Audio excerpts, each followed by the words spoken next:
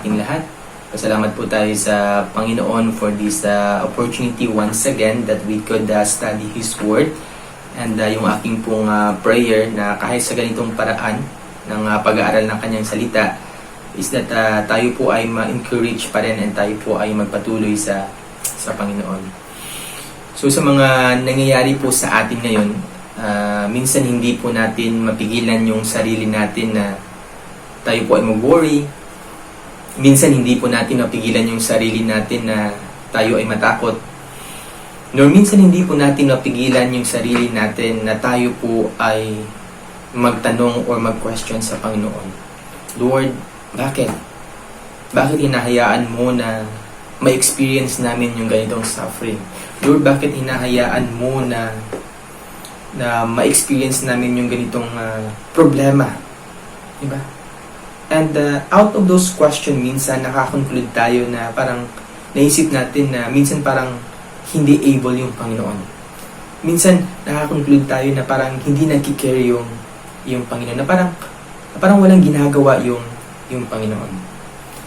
Pero pag dumating po sa punto na hindi mo na malaman kasi sinusubukan mo talagang alamin, or pag dumating man sa punto na hindi mo na maintindihan kasi sinusubukan mo talagang itindihin yung ways ng Panginoon. Katulad po ng sinabi ng kaibigan kong pastor, I think it's time for you to ask the question, kung sino ba talaga ang Diyos? Ikaw or siya? Kasi pag sinabi po natin na God, it means He is not capable of making mistakes. And kung titingnan po natin, God is not the author of suffering na naman eh. Hindi naman yung Panginoon yung nag-cause ng suffering. But the good thing po sa Panginoon natin is that out of this suffering, God is trying to accomplish something. Pero ito po yung nakakalungkot sa atin ng mga tao minsan. We often ask the question why, pero hindi po natin tinatanong yung question of why. We often ask the question, Lord, bakit ako? Or bakit, Lord, ganito yung na-experience namin? Bakit meron akong problema? Bakit ako yung nawalan? Diba? Pero hindi natin tinatanong yung question na what? Lord, ano yung gusto mong makita ko? Lord, ano yung gusto mong ma-realize ko? Lord, ano yung gusto mong matutunan ko? Diba? We often ask the question why, but we never ask the question what? And ito po yung pag-uusapan natin sa araw na to. And kung mayroon po kayong mga Bibles dyan, buksan po natin ito sa John chapter 16, verse 33. Sabi po dito, these things I have spoken to you, so that in me you may have peace. In the world you have tribulation, but take courage, I have overcome the world. May God bless His Word as we continue sa araw na to. Now, sinabi po dito ng salita ng Panginoon, sabi niya, these things I have spoken unto you. Now, ano ba yung mini-mean ni Jesus Christ dito? Now, in the same chapter po, kung babasahin po natin yung previous verses, dito po natin maitindihan kung ano po yung mini-mean ni Jesus Christ dito na sinabi niya, these things I have spoken, or kung ano man yung mga sinabi ni Jesus Christ dito. Kasi in the previous verses, dito po natin makita na sinabi po ng ating Panginoong Jesus sa kanyang mga disciples na iiwanan niya na ang mga ito. And that He would suffer. And of course, yung sinasabi niya ditong suffer is yung may experience niya doon sa cross. And then sinabi ni Jesus Christ, yung mangyayari sa akin ay mangyayari din sa inyo. Kung nag-suffer ako, then you have to suffer as well. But the good thing dito is that sabi po dito ng salita ng Panginoon is that sinasabi ko sa inyo ito so that in me you will have peace. Diba? So very clear po yung sinabi dito ng salita ng Panginoon. Sabi niya dito, Jesus Christ or me, Jesus Christ, yung nagsasabi, I am the source of peace. That regardless of suffering, regardless of any circumstances, regardless of unpleasant situation, you will have that peace. Kasi sabi niya dito, in me, you will have peace. So sinabi niya dito, in me, Because yung peace po na sinasabi dito ni Jesus Christ ay hindi po natin makikita dito sa mundo. Yung solid, eternal peace na sinasabi ni Jesus Christ dito, which is able to withstand any circumstances. Imagine, no? Yung sinasabi dito na salita ng Panginoon. Sabi niya, kahit anong storm man dumating sa buhay, ano man niyang circumstances, yung eternal peace na ino-offer ng Panginoon is able to withstand any unpleasant circumstances na sinabi natin kanina. So the question is that paano tayo magkakaroon ng peace na yon, di ba? In the midst na merong mga suffering, merong mga storm na darating, how can we have that peace?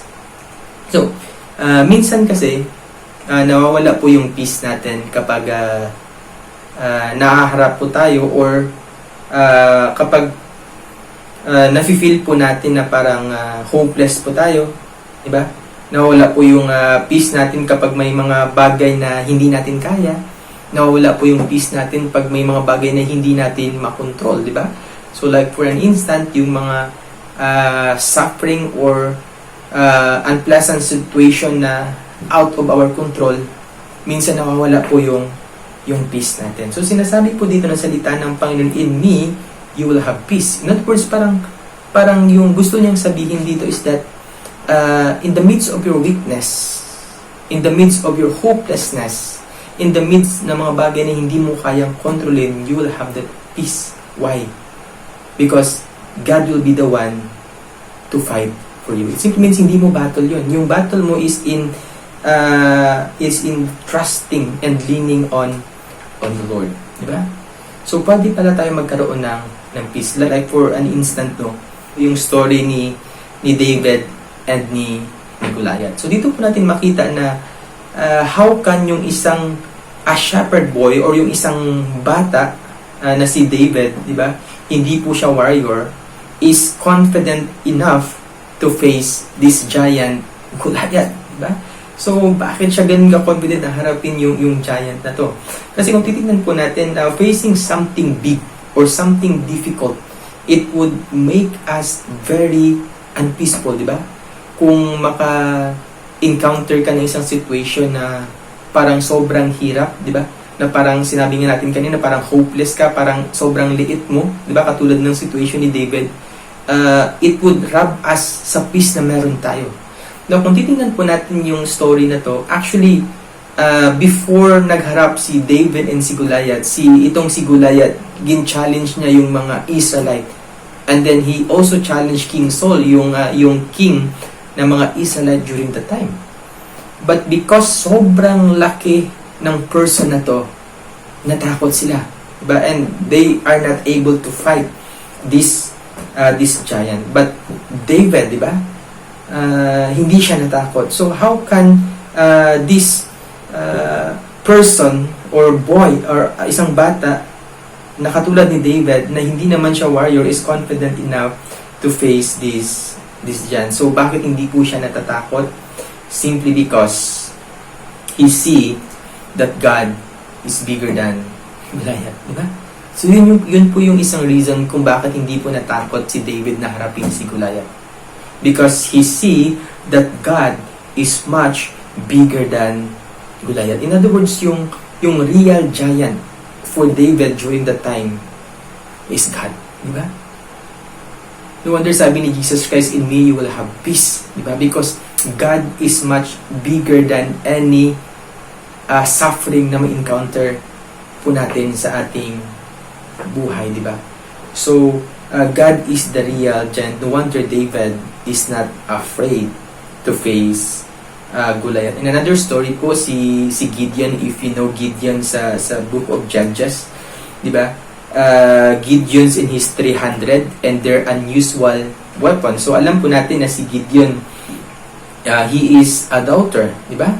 So, sinabi ng Panginoon kay Gideon na I want you to face or gagamitin kita para talunin yung isang powerful nation, which is yung Midianite, kasi during that time, pinapahirapan po sila ng mga Midianite. So, sinabi ng Panginoon, I want you to face this Midianite. And probably sa time na yun, ini-expect ni Gideon na haharapin niya yung mga Midianite with a sword. But, yung nakakatawa po dito sa story na to is that sinabi ng Panginoon that He would face this powerful nation not with a sword, not with a spear, but with a torch and a jar and a trumpet. And probably magtatanong ka, Lord, you want me to go sa isang battle and yung hawak ko is a jar and then a trumpet and a torch? Diba? So paano kami mananalo nun? But the good thing about Gideon, even though that he's a doubter, is that he never questioned God. So Gideon obeyed the Lord and he became victorious. So naging victorious po sila. Not because na magaling si Gideon, but because God is the one who fights their battle. And all we have to do is to obey the Lord. Diba? Hindi po natin kailangan itindihin yung ways ng Panginoon. So, there are times po na ini-expect natin yung Panginoon na mag-work sa sarili nating expectation. So, tandaan po natin that we cannot expect God to work in our own expectation. Di ba? Kasi minsan iniisip natin yung Panginoon parang si Genie ba, nakakaskasin natin and then we would make a wish, or parang yung dragon sa Dragon Balls na kapag naipon natin yung 7 Dragon Balls, lalabas yung isang dragon and then mag-wish tayo. Sometimes we expect God to work the same. Diba? Pero tandaan po natin that God work in a way that He can be glorified most. Diba? Kaya nga hindi na po natin dapat kailangan itindihin or alamin kung ano man yung ways ng Panginoon. All we have to do is to obey, katulad ni Gideon, di ba?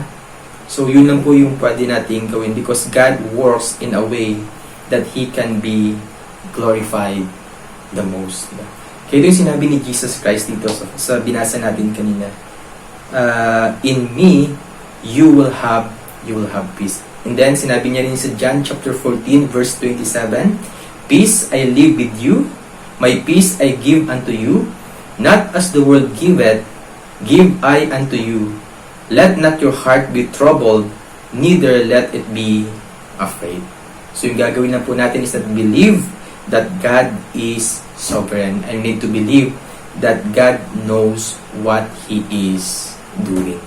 Diba? Yun lang po yung kailangan natin gawin in order for us to have peace. Have God has His way, diba? So, hindi natin battle yun.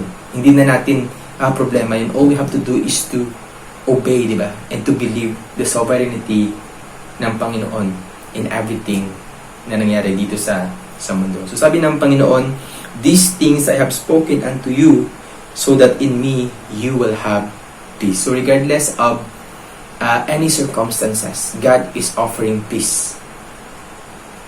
And then the second thing po na makita po natin dito, not only that sinabi ng Panginoon that in me you will have peace, but sabi niya dito, in the world you will have tribulation.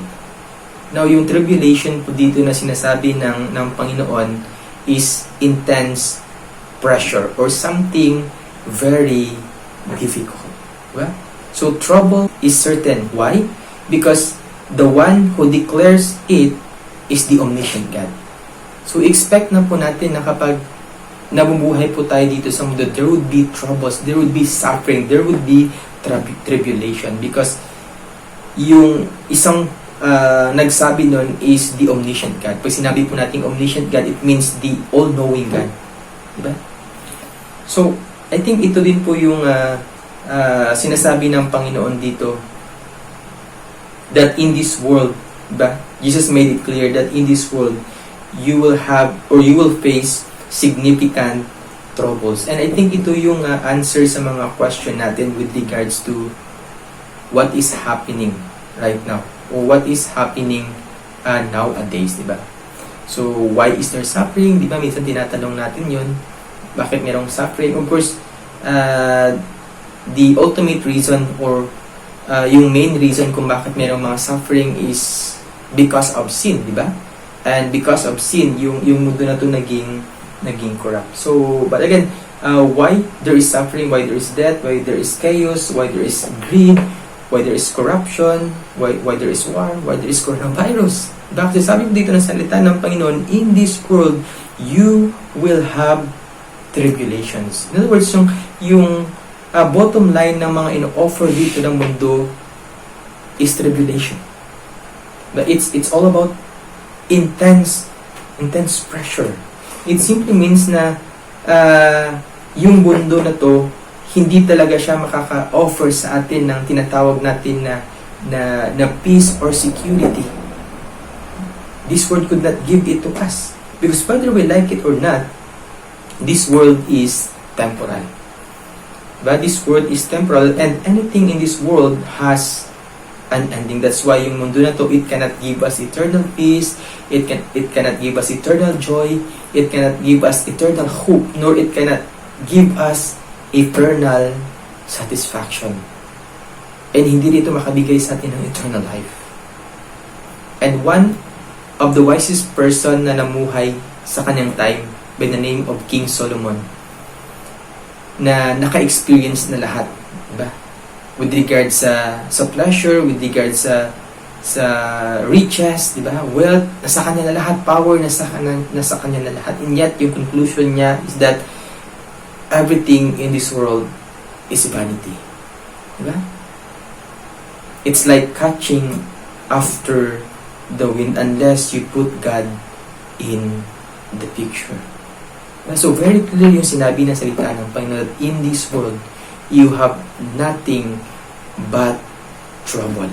Diba? You will have intense pressure.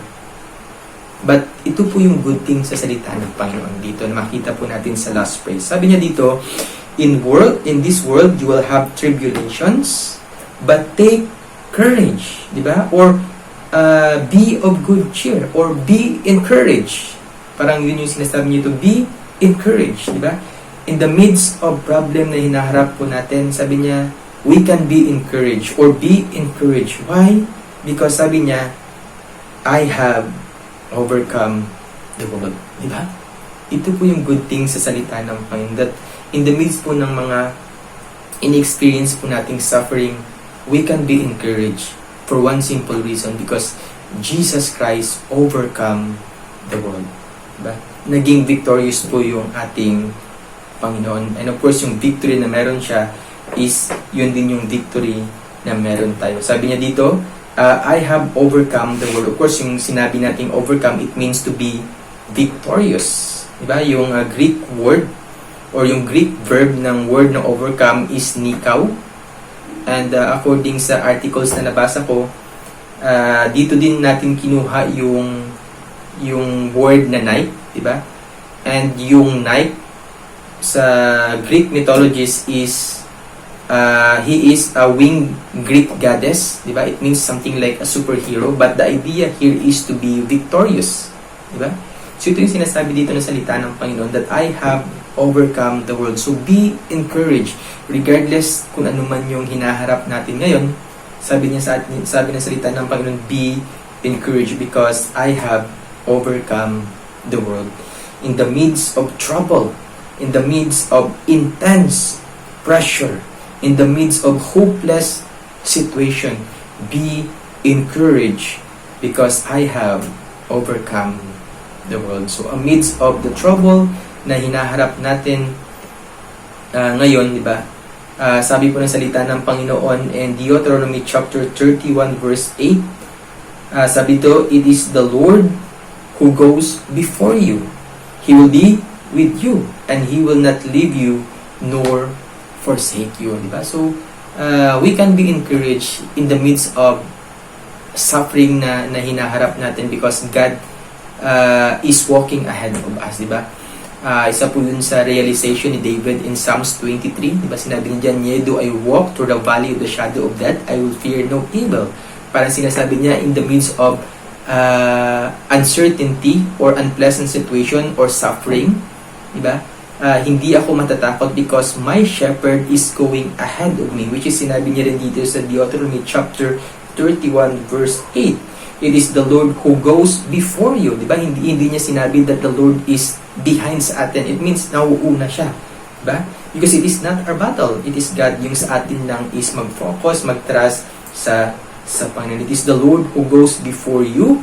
He will be with you, and then He will not leave you nor forsake you. Do not be afraid nor be dismayed. And then sabi niya sa Psalms 32 verse 7, You are a hiding place for me. You preserve me from trouble.